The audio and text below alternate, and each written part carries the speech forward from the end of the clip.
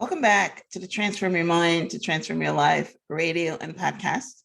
This is Life Coach Renee Young, and today you are listening to 5 Minutes with Coach Myrna.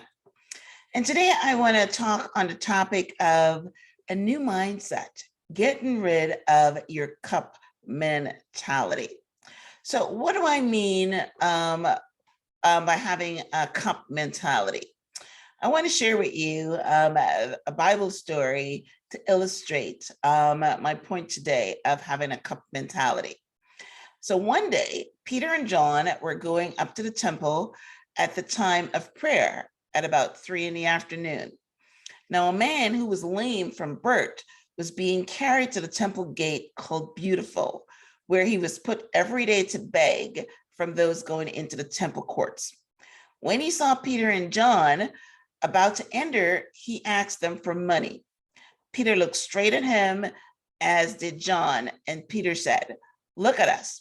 So the man gave them his full attention, expecting to get some money from them. Then Peter said, "Silver and gold I do not have, but what I do have is I give you in the name of Jesus Christ of Nazareth, get up and walk." Taking him by the right hand, he helped him up, and instantly the man's feet and ankles became strong. He jumped to his feet and began to walk. Then he went with them into the temple courts, walking and jumping and praising God. So he was very, very happy. But the reason that I want to illustrate this story as having a cup mentality, because too many of us are content with our lot in life, and we never aspire or dream for a better life. This crippled man was stuck in his old routine of getting someone to take him to the gate of the temple every day to beg for coins. He never dreamed of more. He never prayed to be healed, even though he went to a temple every day. He accepted that he was crippled, and for the rest of his life, he would have to beg for coins to survive. This is the definition of a cup mentality. Your dreams can only fill up a cup. The crippled man could not even understand that when Peter told him to get up and walk. He never thought of walking. Peter had to, Peter was putting new information in this man's old wineskin. And you know what the Bible says about that? You put put new information on old wineskin, it's going to burst because it's old, right? So Peter had to put his hand on him and help him up because he was confused. What is this man talking about? Get up and walk. I'm crippled. So yeah, Peter had to help him up. All right. So let's circle back and bring this into modern times, right? A cup mentality is when we accept our circumstances and never dream of having more. You get stuck in your negative routines, not expecting anything to change. But as long as you have a cup mentality, you will never receive the abundance of God, right? For example, people use these phrases like mother like daughter, like father like son. What they're saying is they're expecting you to be like your mother because, your mother did something and they weren't very pleased with, and they're limiting you to become just like your mother or just like your father. To illustrate this, I heard another story that I want to share with you. I heard a story of a mother who left her baby with her parents because she was a hit woman, and she believed that if she got arrested, she would be sent away for life. She dropped the baby off when the baby was, when the kid was a baby, right? When the kid was 3 years old, her self-fulfilling prophecy came true, and she was arrested and sent away for life. So the grandparents raised the child, who was a girl. And all through her life, the girl heard, don't be like your mother, right? She grew up with that cup mentality, thinking that she can't be anything better than her mother, right? Because she was reminded of it from her grandmother all the time. Don't be like your mother. If you do this, you're going to become like your mother.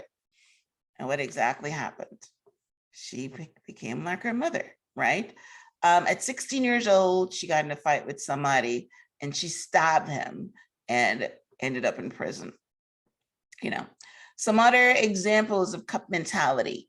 Do you think that you were born in the wrong country? A lot of people risk their lives to, I just heard a story of, 39 people was killed, just a couple of weeks ago because they risked their lives to come in a boat from the Bahamas to the United States because they feel that, this is the country, the United States, where, everything happens for you. It's partially true, but you can increase your cup mentality wherever you're born. You just have to change your mindset, right? We heard about, being on the wrong side of the tracks. The poor people live on this side of the tracks and the rich people live on this side of the tracks. And if you were born in the poor side of the tracks, you feel that was your lot, right?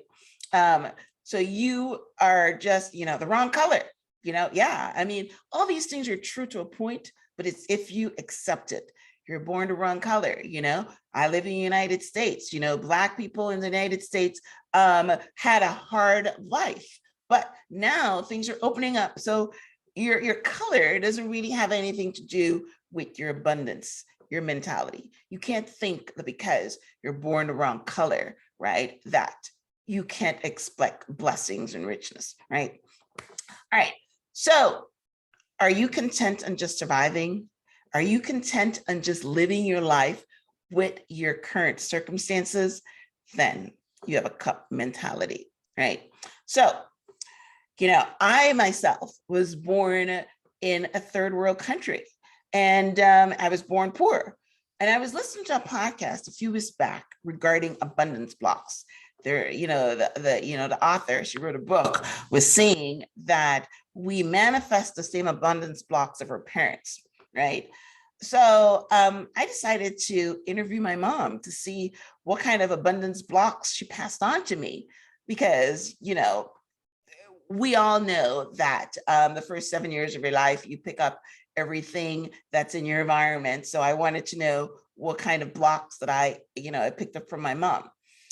And what I found out is my mom has a cup mentality, right?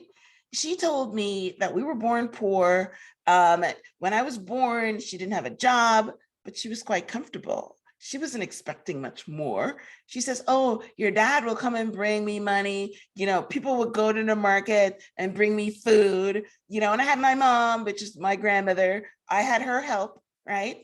So she never asked for more. She never said, sure, these are great things that these people are helping me, but I want more. I want more for my children. I want more for me, and I'm going to go out and get it. So she never dreamed big. She never asked for more, right? Luckily for me, I didn't inherit her cup mentality. I dreamed of success. Even as a young child of 10 years old, I was dreaming of becoming a movie star and marrying Michael Jackson and, being wealthy. So I didn't have that cup mentality, so which is awesome. All right. God, doesn't really care where you start out, right? He's got abundance for you. And if you get out of the cup mentality, he's going to give it to you. Let's look at David. God took David from a low-income family and made him king, right? So it doesn't really matter where you start up. It's only where you end up. A limited mindset will keep you from getting more from God. God promises to pour out blessings you wouldn't have room enough to receive. He's not looking just to fill up your cup. Blessings that you don't have room enough to receive isn't going to fill up a cup, right? So get rid of that cup mentality. Don't water down your dreams to match your environment. Talking about my mom, right? She watered down her dreams to match her environment because she was born poor. She was poor, and that's her environment. And she never, aspired for anything big. But don't water down your dreams. take the limits off of God. Take the limits off your life, because you know what? You can only rise as high as your mindset. You are your lid. The prophet Elijah told the widow woman to borrow a few containers and pour the little drops of oil that she had into these containers. She obeyed, even though it wasn't logical, right? She just started pouring the oil, and oil continued to pour until she had filled up all her containers that she had borrowed. And then the oil stopped. If she had more containers, the oil would continue to pour until she filled up all the containers that she had. So she didn't have a supply problem, right? She had a capacity problem. And that's where I want to talk to you about. What is your capacity, right? How many containers are you bringing to God, right? You bring the containers to God by what you ask in prayer, by dreaming big, and by visualizing your dreams. Now, I talked about this prophet and Elijah and the widow woman in a previous episode. You can go and pull that up. It's called Finding Joy in Your Nothingness. And I talked about the oil that represented the joy in your life. Now, today, I am putting a different spin on it. I'm not talking about the capacity, right, of the oil. I'm talking about how many containers can you fill up, right? How many containers are you bringing to God, right? So I'm talking about your capacity. God said, open your mouth wide and I will fill it. So get rid of your cup mentality and give God as many containers as possible so that he can fill them up.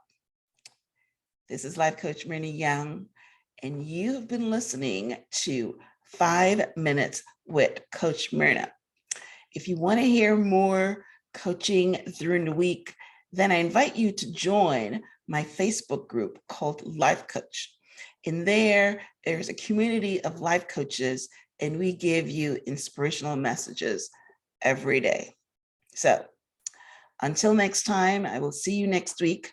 Until next time, I hope that you get rid of your cup mentality and form an abundance mentality.